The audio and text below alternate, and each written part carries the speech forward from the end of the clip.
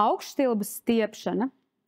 Lai izstieptu augšstilba muskuļus, jūs varēsiet izmantot arī jostu vai šalli, ko esat atraduši mājās, ja jums ir nepieciešama neliela palīdzība. Tātad piecelsieties stāvus, novietosiet šalli vai jostu vai jebko citu, ko jūs esat atraduši, virs pēdas, saņemsiet ar abām rokām, un tad mērķis ir virzīt papēdi tuvāk pie sēžas, ceļus mēģināt novietot uz vienas līnijas un noturēt spēcīgu vēdera muskultūru, sajūtot iestiepumu augšstilba priekšējā daļā. Noturēsiet pozīciju 30 sekundes un atkārtosiet 3 reizes ar katru kāju.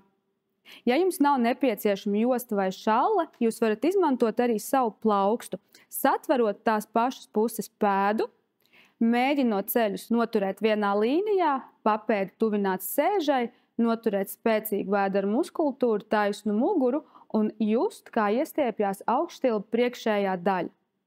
Atceramies noturēt pozīciju 30 sekundes, un tad mēs samainām šo pašu ar otru kāju.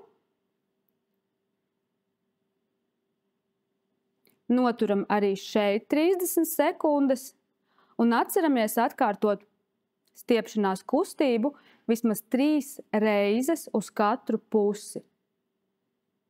Lai noder mūsu demonstrētie vingrojumi, un paldies Rudolfam par piedalīšanos video.